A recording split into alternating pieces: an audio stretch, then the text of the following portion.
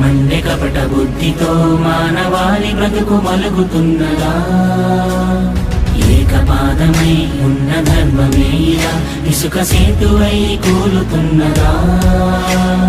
ఆధరణి కన్నీరు తుడిచేందుకు నీరాకకే వేచరా, ఆసుర రాజ్యాన్ని అణిచేందుకు సాయాన్ని కోరిందిరా.